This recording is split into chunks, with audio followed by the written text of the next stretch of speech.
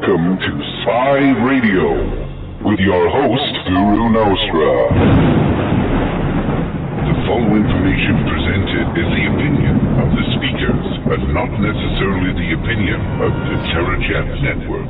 All information provided is gained from open source and available on the internet. Caveat emptor 347-324-3287, 347-324-3287. Good evening, ladies and gentlemen, madame and messieurs, boys and girls, mes enfants. Welcome to another edition. I am your host, Colin Knight, aka Guru Nostra. It's great to be here. Lots to get to tonight, so fill up your glasses, find your favorite seat, crank up the volume, and we'll be right back. Of all the objectives we seek, first and foremost is the establishment of lasting world peace. We know only too well that war comes not when the forces of freedom are strong. It is when they are weak that tyrants are tempted. Not what your country can do for you, ask what you can do for your country. Ladies and gentlemen, the purveyor of political pontification.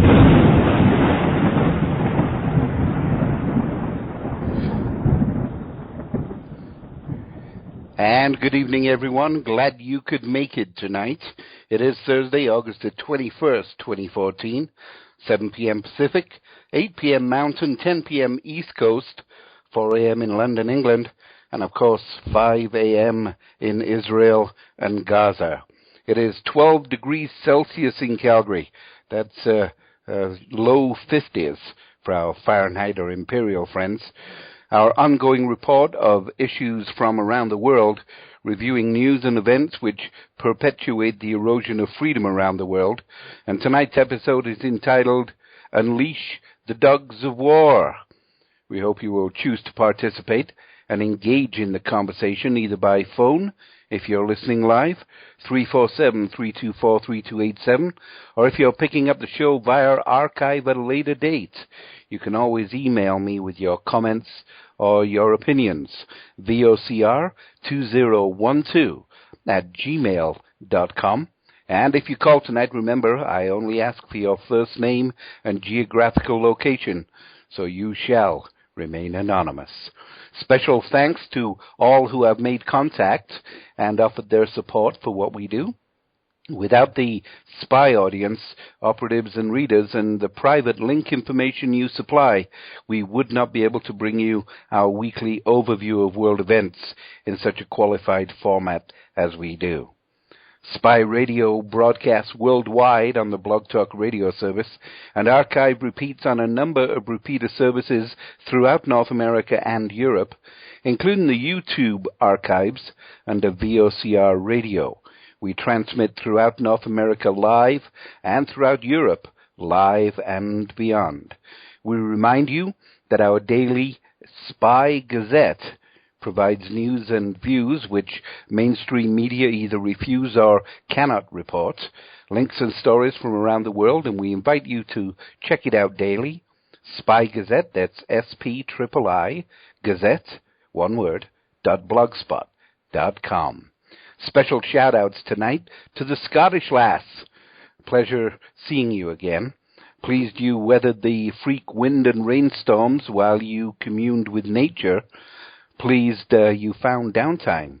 You continue to deserve as many rewards as possible. Dave in Edmonton, Alberta, Canada. Appreciate your forwards, Dave. Look forward to further input, especially on the oil information you're sending. And to Phoebe's parents, our Calgary family, food, fun, drink, and sleep. Yes, put another log on the fire, pull up those weeds and the trees. But remember, Todd, wear gloves this time. And of course, keep those comments on local issues coming. We love your Facebook postings. And last, but certainly not least, to the Southeast Bricky's much better half, love your shoes.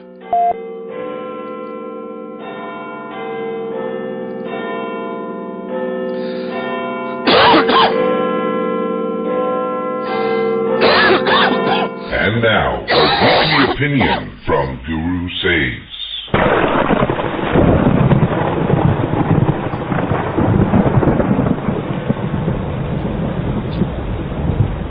Information supplied by tonight's guest or host remain the opinion of the speaker and not necessarily the opinion of the TerraChat Network or its affiliates. If you wish to respond to a statement, we invite you to call the show live at 347-324-3287 or email vocr2012@gmail.com.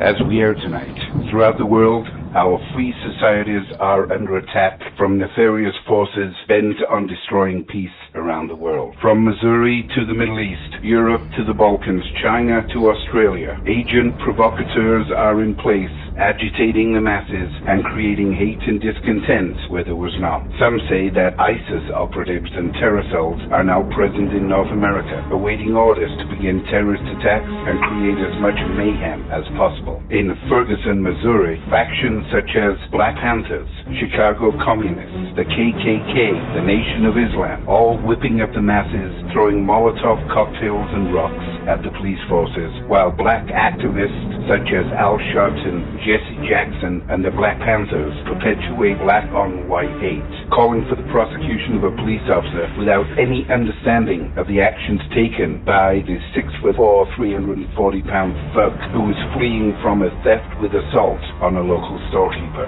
Stories upon stories have made their way to mainstream media, and the rating whore reporters spew their racially slanted Obama storyline while the truth remains elusive. Over a dozen eyewitnesses have corroborated the officer's actions and that of the youth who succumbed to shots from a police officer. DOJ Eric Holder has convened a grand jury in an attempt to bring the lawful actions of this police officer to court for willful prosecution. This is upon demand of the family of the criminal now known as Michael Brown. Police associations around North America are watching and waiting the outcome, and frankly, it's a travesty of justice. Mainstream media, the rating whores, have, of course, already prosecuted the police officer, and their reporting not only has been slanted against the police department, but has been downright criminal. But that doesn't stop mainstream media, as these rating whores do the bidding of those that pull the strings. These reporters, these once intrepid reporters, are nothing more than advertising promotional puppets doing the bidding of the Obama administration, while DOJ and President Obama continue to fan the flames of racial hatred, sending Holder, the DOJ, to the region for a full and complete investigation, while over 50 murders were perpetrated in Chicago in a 6-day period with no response from the Obama or Holder administrations. 3 autopsies have been performed on the young thug, all reporting the same information. Ferguson is the epicenter of local racial hate between white and black Americans, much like Watts once was, or Harlem in its heyday. The flames of racism fanned by the likes of Sharpton, the Black Panthers, and Jesse I've Got My Hand Out Jackson, as well as the KKK. Now, Sharpton has taken his hate to New York City in an attempt to rally the New York black community after being rebuked by Ferguson citizens, and Jesse Jackson following along with his handout after attempting to shake down Ferguson residents for money. Maybe he'll have a better chance in New York City. As Sharpton and Jackson continue their racial tirade in New York City, MSNBC continue to pay Al Sharpton for his racial hatred of white citizens. It is unconscionable that a media outlet such as NBC would pay this racially charged lunatic anything for what comes out of his mouth. He calls himself a reverend, yet I have heard little from what he has said over the last 20 years that is anything close to Christian. NBC need to look close and hard at the ratings to understand that Al Sharpton is a detriment to the media. Al Sharpton is a race baiter and has no service to the American people to be on national television. Maybe Al Sharpton and Jesse Jackson will do better in New York City. In the Middle East, ISIS continues its reign of terror, beheading an American journalist on live video and posting it to YouTube and ISIS-friendly websites. The assassin is reportedly a British citizen named John, who is said to be well-educated, well-spoken, believed to be from London, according to sources. However, our sources believe he is an immigrant with British citizenship whose family lives in Liverpool area and has traveled with several others whom he either went to school with or associated with from his local neighborhood. President Obama, in an effort to show his anger, called a quick press conference on Wednesday and, as usual, was 30 minutes late for the live event because his golf game went long. He expressed his disgust and claimed he would make sure the assailant would be fully prosecuted through the Justice Department and then return to his vacation shooting another round of golf. Obama is disconnected. He's giving up trying to be president and has chosen to enjoy the perks of the presidency without committing to the destruction of forces who have clearly threatened the U.S. and Western world. New calls for the Obama's removal are bubbling to the surface, and Capitol Hill sources are now reporting in private that sincere review for impeachment is ongoing. I am Guru Nostra.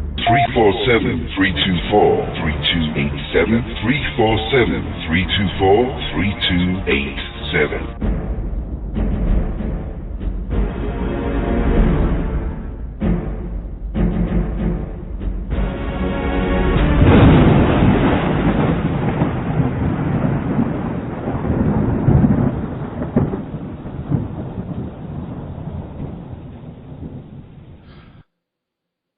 Phone lines are indeed open. We hope you will participate and engage in the discussion or conversation, either by phone if you're listening live, 347-324-3287, or the virtual text studio on the Terror Chat Blog Talk Radio page. Try that out for size. Come on down to the virtual radio studio and let's have a text type. If you're picking the show up via archive, of course, you can always send me an email after the fact, vocr2012@gmail.com. We're interested in your comments.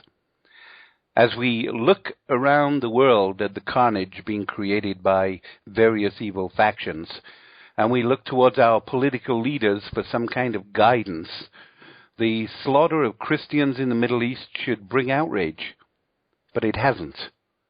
Well, until the last few days, when ISIS murdered a news reporter by cutting off his head and posting the video on the internet. Now, prior to the slaughter, they had demanded over $130 million ransom. And of course, when that was denied by not only the government of the United States, but by the parents, Jim Foley was slaughtered. Now, Mr. Foley was captured some time ago in Syria by friendly forces, which Obama has supported, and was turned over to the ISIS group when these friendly forces merged with ISIS. Other captured journalists are expected to experience the same fate as ISIS, as they continue to wage some kind of a proxy video war against the United States. Yesterday, a tepid response from the President Obama as he called upon a news conference and was, of course, 30 minutes late, with claimed outrage and disgust at the beheading prior to him returning to vacation and his golf game. Obama is now known as the Golfmander-in-Chief. What is your opinion? 347-324-3287, 347-324. Let's be clear about ISIS. They have rampaged across cities and villages, killing innocent, unarmed civilians in cowardly acts of violence. They abduct women and children and subject them to torture and rape and slavery. They have murdered Muslims, both Sunni and Shia, by the thousands. They target Christians and religious minorities, driving them from their homes, murdering them when they can, for no other reason than they practice a different religion. They declare their ambition to commit genocide against an ancient people. So ISIL speaks for no religion. Their victims are overwhelmingly Muslim, and no faith teaches people to massacre innocents. No just God would stand for what they did yesterday and what they do every single day. ISIL has no ideology of any value to human beings. Their ideology is bankrupt. They may claim out of expediency that they are at war with the United States or the West. The fact is they terrorize their neighbors and offer them nothing but an endless slavery to their empty vision and the collapse of any definition of civilized behavior. And people like this ultimately fail. They fail because the future is won by those who build and not destroy. And the world is shaped by people like Jim Foley and the overwhelming majority of humanity who are appalled by those who killed him. ISIS or ISIL or whatever Islamic State, whatever they're calling themselves this week and whatever they call themselves tomorrow, aren't militants or rebels. They are not extremists. They are, as you pointed out, a 10 to 15,000 strong terrorist army, the largest, best equipped, wealthiest, and most sanguinary terror force on the planet, and it's growing. Their unbridled religious and ethnic cleansing poses an immediate threat to the new government of Prime Minister al-Abadi in Baghdad, the Hashemite kingdom of Jordan, and every single Christian, Yazidi, Shiite, and secular Sunni Muslim within their reach. And if they consolidate their control over their so-called caliphate, that genocidal fury is going to be turned against us. You know, Pope Francis was more direct in his comments yesterday than we've heard from our president today. And everyone, I think, certainly in our bureau, has seen the convert or die issues or warnings that were issued to Christians. Maybe the Pope has a better intelligence service than we do, or maybe he just cares more about human beings. Well, the golfer-in-chief is going to have to focus for a little while. One of the only good pieces of news in all of this is that ISIS, or ISIL, or whatever they call themselves, have now captured so much abandoned U.S. and Saddam-era Russian materiel and equipment that they are now recruiting and advertising for mechanics and technicians to maintain the armored vehicles. If we don't do more, like get another carrier battle group out there, we've made a serious mistake.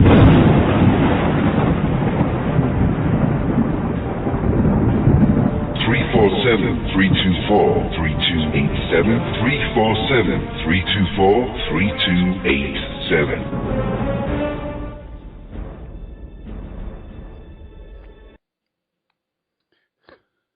Over 150,000 citizens of Syria have been slaughtered by ISIS. Thousands more in Iraq in the name of a religion which claims to be peaceful, but clearly is anything but. What truly shocks me are the millions of claimed peaceful Muslims around the world who permit a small percentage of bad apples to taint and tarnish what the majority claim is a peaceful religion. President Obama's lack of action and that of European powers has provided ISIS with a green light to continue their advance across the Middle East, slaughtering and raping at will, eyeing Jordan, Egypt, Saudi Arabia, possibly Israel, as their next advance. The Kurds in the north have been somewhat successful in repelling the ISIS forces. France has begun to resupply the Kurds with more updated weaponry, and the U.S. have provided intelligence and military tactic training. ISIS continue to deploy captured American weaponry left behind after the famed Obama withdrawal and the Iraqi army rapid retreat. And in the United States and the United Kingdom are conducting limited bombing raids around the Mosul Dam, assisting Kurdish and Iraqi fighters to create a defensive zone to protect the Mosul Dam, which is paramount in supplying Baghdad and the south with fresh water and power, and preventing ISIS from blowing the dam and creating a cataclysmic environmental event. Military strategists in the U.S. and Europe are calling for a full-scale attack on ISIS, cutting supply lines, destroying command and control, and eliminating ISIS troop movements. And frankly, I tend to agree with them. It is time to remove the ISIS cancer from this earth. It is time to eradicate the ISIS organization before they consolidate their power and attack other nations, which could include North America. After all, they have threatened that. The UN, of course, are silent on the issue, more concerned with trying to crucify Israel for the Hamas-Israel conflict, which has reignited after Hamas broke yet another ceasefire, several hours before that ceasefire was officially to end, and several hours before a new ceasefire was supposed to be implemented. Israel have, of course, retaliated as volleys of rockets continue to be fired against Israel, and Israel have successfully eliminated a number of senior Hamas officials and have promised more to come.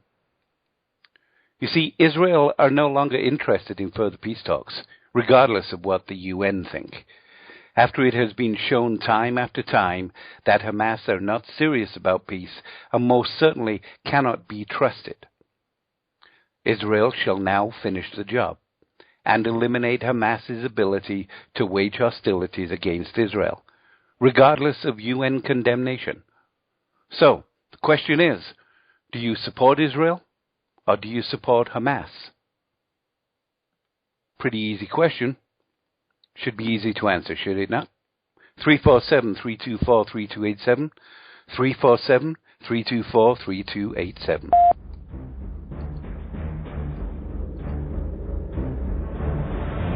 But I think the important thing to understand is that we can't enable our population to be under continuous rocket fire. I mean, I just want you to imagine the United States being bombarded, not in one city or two cities, but in every city between New York and Colorado. Maybe 20% of the United States would be exempt from this. 80% of your citizens would have to be in bomb shelters or ready to go into bomb shelters within a minute to a minute and a half max.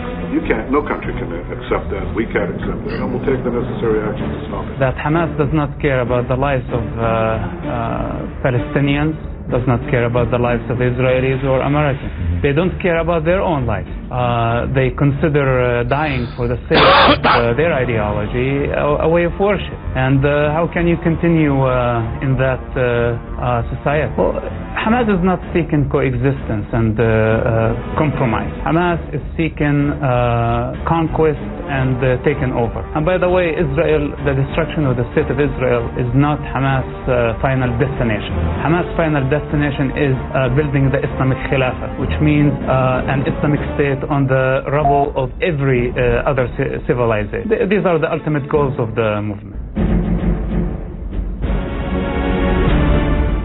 347-324-3287, 347-324-3287.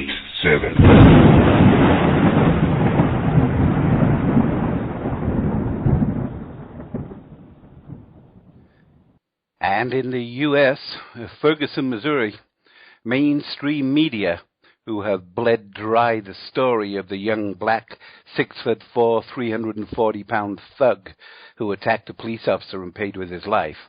Well, mainstream media began packing up their tents and their television transmission vehicles as word circulated through the Ferguson community of further evidence that the black teen shot and killed by a police officer was actually the aggressor, resisting arrest after the suspect stole from a convenience store and committed robbery.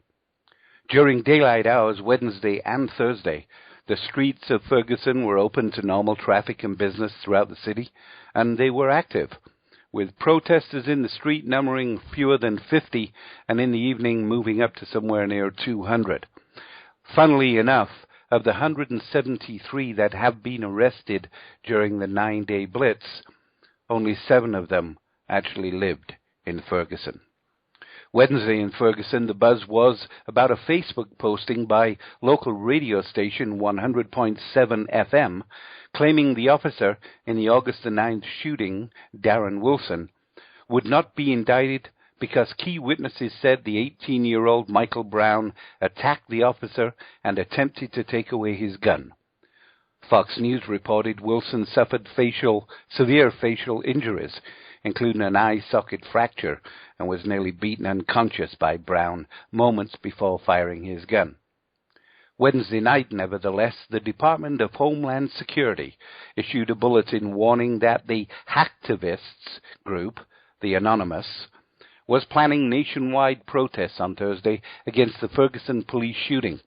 The group's National Day of Rage is supposedly to span 38 major U.S. cities, including Washington and D.C. We'll see how that turns out tomorrow morning, huh? The race baiters, Al Sharpton and Jesse Jackson, are preparing another protest, this time in New York, probably in hopes the New Yorkers have deeper pockets and will give to the cause, which everybody knows is to line the pockets of Jackson and Sharpton. Remember the Al Gore TV network, which was sold to Al Jazeera, and who has refused to pay Al Gore the full value of what the original agreement was? Well, a year after the launch of the cable news network Al Jazeera America, there have been layoffs and rumors of more layoffs, and catastrophic ratings have staffers pretty well rattled. Filling a claimed news void a year ago, Al Jazeera America, or AJAM as it's known internally, has made little headway in filling that void. Its ratings have been tiny to the point of immaterial, 17,000 viewers in prime time this year, jumping to 23,000 during the early days of the Gaza war, compared to an average of 453,000 for CNN and 1.87 million for Fox News. Now, the network laid off more than 60 people in April, puncturing morale and creating a climate of uncertainty, according to current and former staffers. Recently, rumors swirled around the prospect of yet another round of layoffs, which Al-Shihabi says he addressed in a recent staff-wide conference call meeting, saying layoffs, if any, would amount to no more than 20 people. What has to be the most grating to AJAM, the network has absolutely no impact on the national conversation or news cycle. CNN averages 450,000 viewers. AJAM has 17,000 viewers. Those are just different levels of failure. The difference is that CNN still has an enormous amount of impact on the national political and social conversation. As long as that impact exists, the left will continue to fund CNN. AJAM has no impact. None. Zip. Nada. The network's stories get zero traction. Not a single story, or video clip, or factoid, or interview has ever penetrated the news cycle in any way. AJAM is a proverbial tree in a forest that nobody hears fall. And this failure is an extraordinary achievement. It's practically a miracle.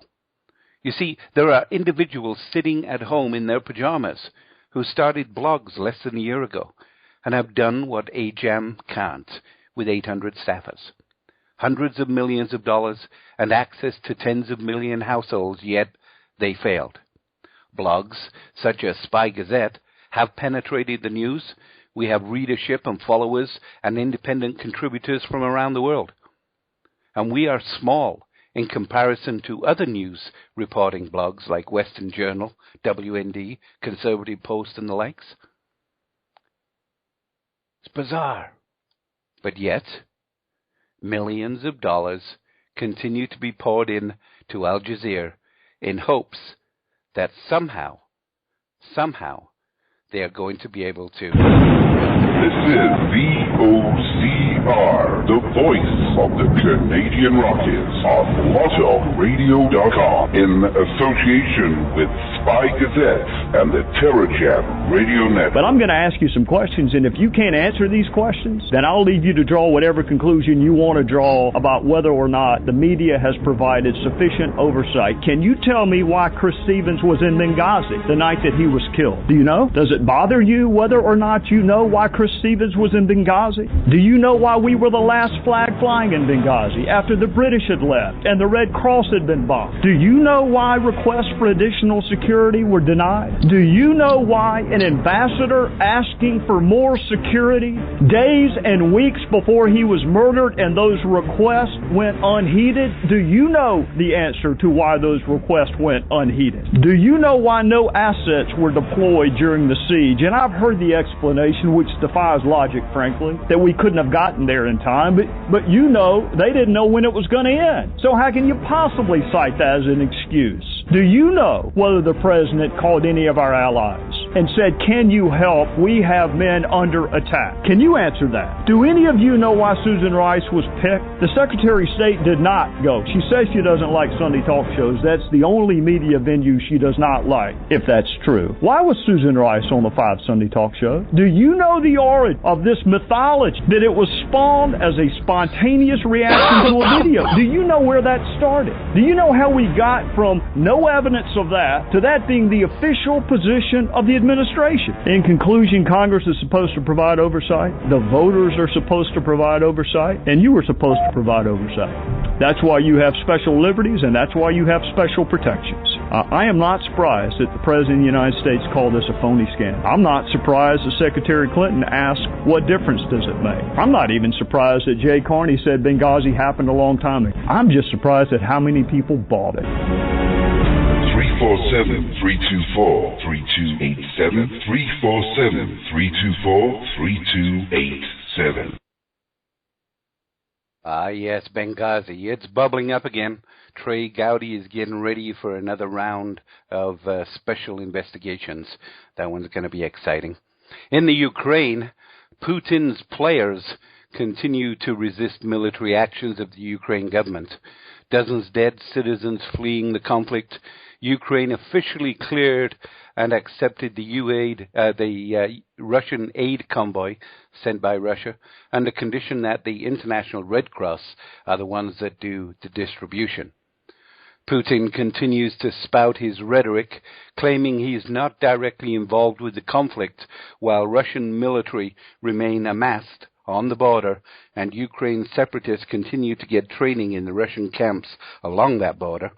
And yesterday, Ukraine lost another military aircraft to Russian missile attacks from within Russia. Ukraine says dozens of refugees trying to flee its war-torn eastern region were killed in a rebel shelling attack on Monday, as negotiations in Germany on the situation yielded the agreements on humanitarian aid, but no ceasefire. Colonel Lysenko, a spokesman for Ukraine's National Security Council, told reporters on Monday he did not have the exact figure, but said dozens of people died in the assault, including children. The incident happened Monday morning between the towns, now bear with me here, of Krishyanchuvat and Novosvitlikivik, located on the main road leading to Russia from besieged rebel-held city of Luhansk. That road is likely the one that a disputed Russian aid convoy will be taking if Ukraine's permitted into the country, which it looks like they will. They'll be heading for the hard-hit city of Luhansk. Now, diplomats from Ukraine, France, Germany, and Russia met in Germany on Sunday to try and broker peace between Ukraine and the pro-Russian rebels. Speaking Monday at a news conference in Berlin, Russian Foreign Minister said, while there was still no ceasefire agreement, all questions regarding the humanitarian aid mission have been answered, and Ukraine and the International Red Cross had settled on a solution. In other words, nothing to report. In the U.S., Democrat lawmakers in Texas, this one's a good one. This one's a good one. The U.S. Democratic lawmakers in Texas have gone after Texas Governor Rick Perry, convening a grand jury in a vain attempt to convict Perry of abuse of power. A grand jury indicted Texas Governor Rick Perry on Friday for abusing the powers of his office by carrying out a threat to veto funding for state prosecutors investigating public corruption. A special prosecutor spent months calling witnesses and presenting evidence that Perry broke the law when he promised publicly to nick $7.5 million over 2 years for the Public Integrity Unit, which is run by Travis County District Rosemary Lindbergh and her office. Lindbergh's video of her impairment, intoxication charges, had been splashed all over the internet, and Perry's call for her resignation was denied by Lindbergh, resulting in Perry vetoing funds for her agency. Now, let me remind you that Perry refused to finance a unit called the Public Integrity Unit. Lindbergh was charged and convicted of intoxication while driving, and yet she refused to step down. Some integrity unit that is, huh? Perry said Lemberg, who is based in Austin, should resign after she was arrested and pled guilty to drunken driving in April 2013. A video recording made at the jail showed Lemberg shouting at staffers to call the sheriff, kicking the door of her cell, sticking her tongue out, and swearing at the officers. Lemberg served out about half of her 45-day jail sentence, but stayed in office despite Perry's assertions that her behavior was inappropriate. Perry eventually carried out his veto threat, and no one disputes that he is allowed to veto measures approved by the legislature, including part or all of the state budget. But the left-leaning Texans for Public Justice government watchdog group filed an ethics complaint accusing the governor of coercion since he threatened to use his veto before actually doing so in an attempt to pressure Lemberg to quit. Now, as a layman, it appears as though, in conclusion, I find that Perry's actions were justified. But I think the retaliation of the Democrats in collusion with the White House is payback for Perry calling out the National Guard to secure the border, which the Obama administration had refused to do. Lemberg and the Texans for Public Justice, who, by the way, are mostly Democrats, concocted the charges of felony counts of abuse of official capacity and coercion of a public servant.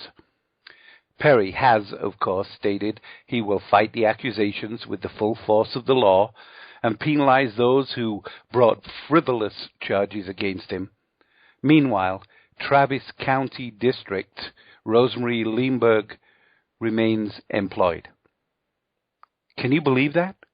Yep. Took an oath to faithfully uphold the Constitution of the state of Texas, a pledge that I have kept every day as I've worked on behalf of Texans for the last 14 years. That's the same Constitution that clearly outlines the authority of any governor to veto items at his or her discretion, just as I have. Following every legislative session during my service as governor, I exercise this authority to veto funding for an office whose leadership had lost the public's confidence by acting inappropriately and unethically. I wholeheartedly and unequivocally stand behind my veto, and I'll continue to defend this lawful action of my executive authority as governor. We don't settle political differences with indictments in this country. It is outrageous that some would use partisan political theatrics to rip away at the very fabric of our state's Constitution. This indictment amounts to nothing more than abuse of power, and I cannot and I will not allow that to happen. I intend to fight against those who would erode our state's Constitution and laws purely for political purposes, and I intend to win. I'll explore every legal avenue to expedite this matter and bring it to a swift conclusion. I'm confident that we will ultimately prevail, that this farce of a prosecution will be revealed for what it is, and those responsible will be held accountable. Thank you. 347-324-3287. 347-324-3287.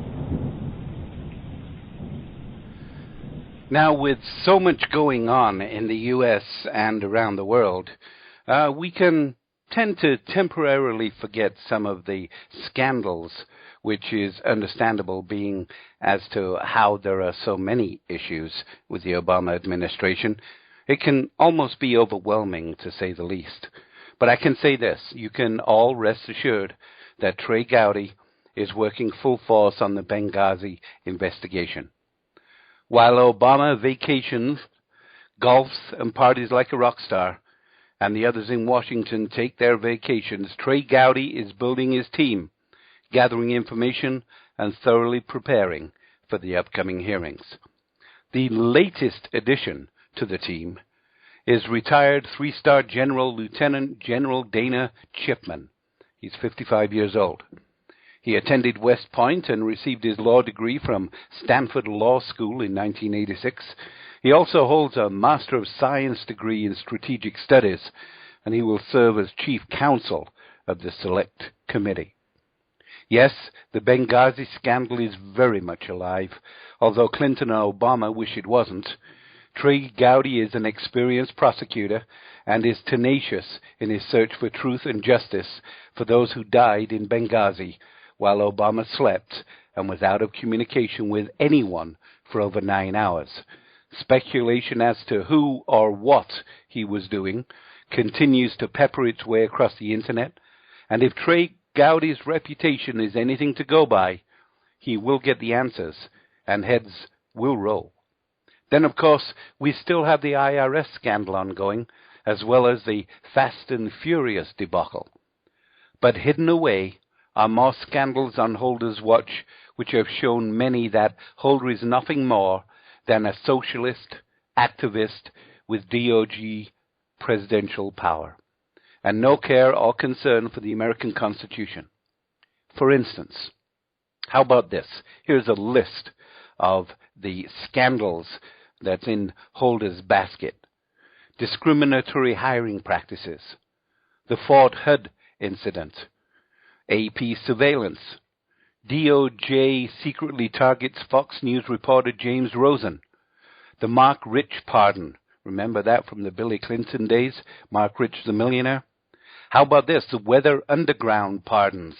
Yeah, that was nice and quiet, wasn't it?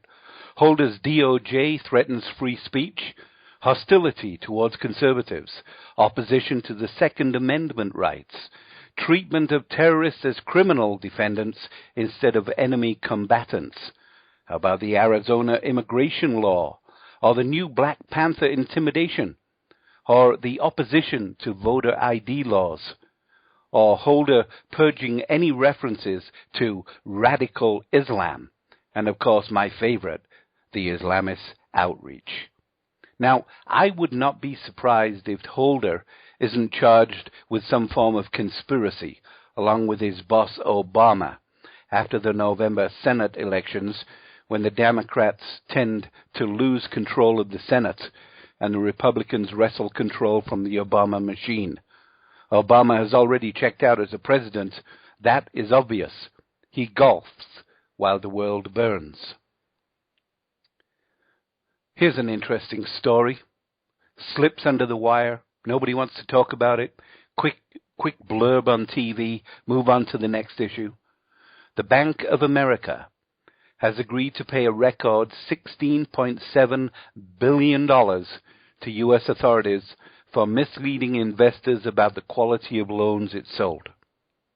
The loans were sold by Countrywide Financial and Merrill Lynch before Bank of America bought them in 2008 at the height of the financial crisis. The Associate Attorney General said no institution is either too big or too powerful to escape punishment. I hope that sticks in his craw when it comes to November and Obama and Holder's impeachments.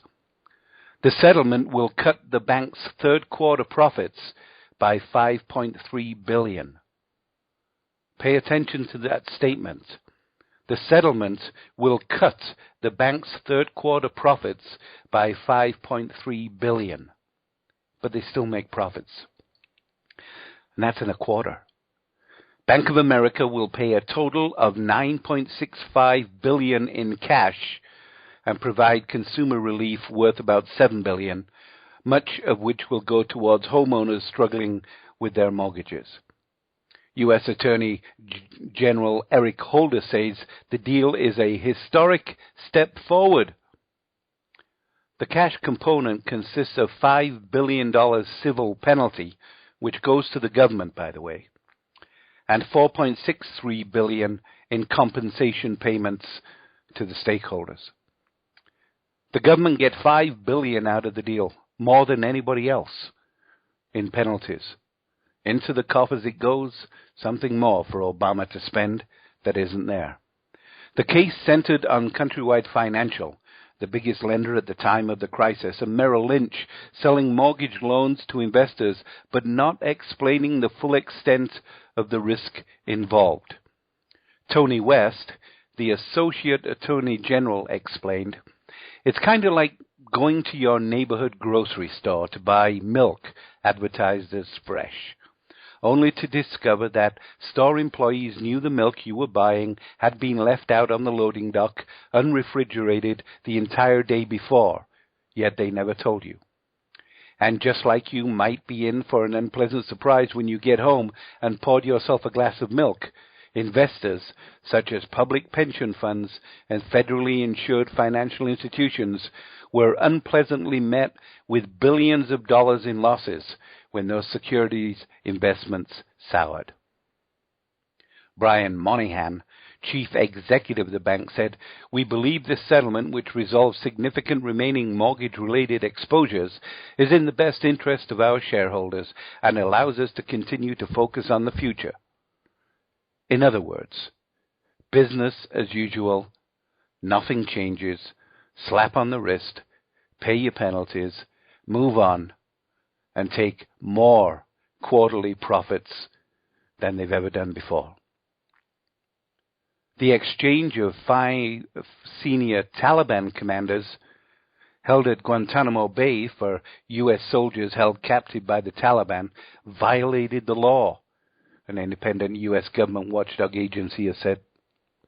The Defense Department did not give Congress the required 30 days notice before releasing the men, the Government Accountability Office has said. Sergeant Bao Bergdahl was freed in May after 5 years in captivity. Many opposition Republicans objected to the Taliban fighter release. In the May 31st exchange, the Taliban leaders were transferred to the custody of the Gulf state of Qatar, which brokered the deal, and Sergeant Bergdahl was handed over to a team of U.S. Special Force soldiers. Qatar subsequently released the 5 Taliban, so they may go back to their units in Afghanistan and points unknown. Among other issues, Republicans said the Democratic Obama administration failed to give Congress advance notice of the swap required under federal law governing releases from the U.S. prison in Guantanamo Bay, Cuba. In response to the criticism, the administration said it could not wait 30 days. Couldn't wait 30 days to make the swap because Sergeant Bergdahl's life was in danger, and said the requirement for 30 days' notice was unconstitutional because it interfered in the Bergdahl case with the president's authority to protect U.S. soldiers and citizens abroad. Pity he doesn't use that for the young fella down in Mexico, huh? In a memorandum released on Thursday, the GAO rejected that rationale. Because the Pentagon did not provide written notice to the relevant congressional committees until 31st of May 2014, the same day as the transfer, the Pentagon violated the law on President Obama's executive order, and the GAO wrote in this opinion. Sergeant Bergdahl walked off his base in Afghanistan in 2009 and has been accused by some of his fellow soldiers as deserting. He has been questioned by a general investigating his initial disappearance, yet no charges have been laid against him, and he remains in the Army, serving in a desk job in Texas. So another slippery shift move by the Obama administration, adding to the many actions of the Obama administration. Had it been a Republican president, we would surely have been grounds for impeachment. Yet once again, Obama gets away with violation after violation, at least until after the November elections. Then there could be a new big dog on the Capitol. Let's be clear about ISIL. They have rampaged across cities and villages, killing innocent, unarmed civilians in cowardly acts of violence. They abduct women and children and subject them to torture and rape and slavery. They have murdered Muslims, both Sunni and Shia, by the thousands. They target Christians and religious minorities, driving them from their homes, murdering them when they can, for no other reason than they practice a different religion. They declare their ambition to commit genocide against an ancient people. So ISIL speaks for no religion. Their victims are overwhelmingly Muslim, and no faith teaches people to massacre innocents. No just God would stand for what they did yesterday and what they do every single day. ISIL has no ideology of any value to human beings. Their ideology is bankrupt. They may claim out of expediency that they are at war with the United States or the West. Fact is, they terrorize their neighbors and offer them nothing but an endless slavery to their empty vision and the collapse of any definition of civilized behavior. And people like this ultimately fail. They fail because the future is won by those who build and not destroy. And the world is shaped by people like Jim Foley and the overwhelming majority of humanity who are appalled by those who killed him. ISIS or ISIL or whatever Islamic State, whatever they're calling themselves this week, and whatever they call themselves tomorrow, aren't militants or rebels. They are not extremists. They are, as you pointed out, a 10 to 15,000 strong terrorist army, the largest, best equipped, wealthiest, and most sanguinary terror force on the planet, and it's growing. Their unbridled religious and ethnic cleansing poses an immediate threat to the new government of Prime Minister al-Abadi in Baghdad, the Hashemite kingdom of Jordan, and every single Christian, Yazidi, Shiite, and secular Sunni Muslim within their reach. And if they consolidate their control over their so-called caliphate, that genocidal fury is going to be turned against us. You know, Pope Francis was more direct in his comments yesterday than we've heard from our president today. And everyone, I think, certainly in our bureau, has seen the convert or die issues or warnings that were issued to Christians. Maybe the Pope has a better intelligence service than we do, or maybe he just cares more about human beings. Well, it takes the golfer in chief is going to have to focus for a little while. One of the only good pieces of news in all of this is that ISIS, or ISIL, or whatever they call themselves, have now captured so much abandoned U.S. and Saddam-era Russian materiel and equipment that they are now recruiting and advertising for mechanics and technicians to maintain the armored vehicles. If we don't do more, like get another carrier battle group out there, we've made a serious mistake.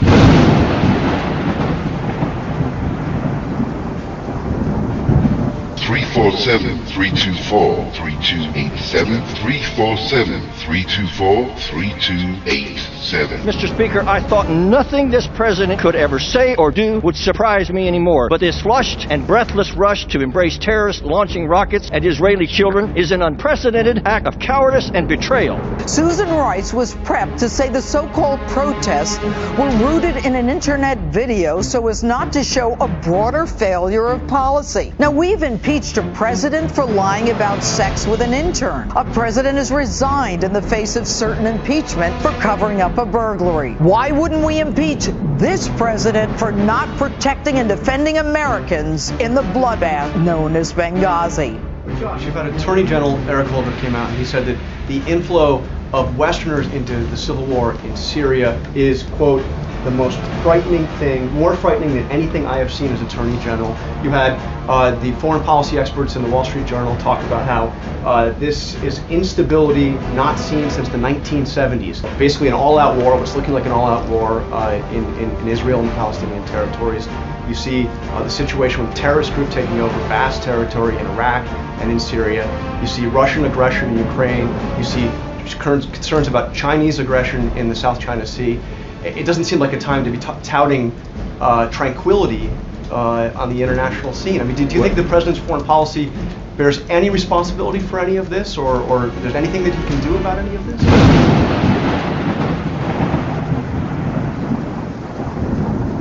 And it's hard to believe that we've popped through nearly an hour's worth of Spy Radio already tonight. Ladies and gentlemen, it's been an absolute pleasure. We invite those that are tuning in on archive. If you have any comments, wish to make any statements, please do so by email, vocr2012@gmail.com. In closing tonight, I just want to say a quick word regarding demonstrations and protests. Ladies and gentlemen, during a demonstration or protest, tempers and emotions get heated. But I ask you, on behalf of everyone around you during a protest and demonstration, please keep it peaceful. Follow the law. Do not break the law. Make sure you understand the bylaws and the laws of your town, your city, your country, your nation. If you follow the law, your demonstration and protest will have much more impact. Break the law, and you will find that the law will come down on you hard. So, ladies and gentlemen, good luck on your protest, your demonstrations. It's good for democracy. Let your word be heard, but keep it peaceful. God bless until we meet again. Hey there, got a minute?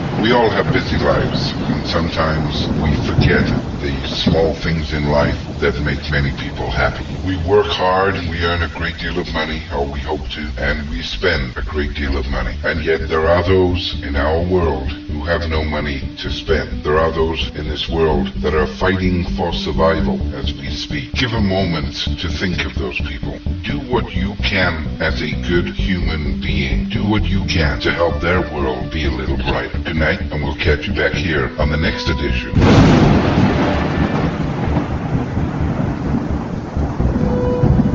This has been a TerraChat Network production.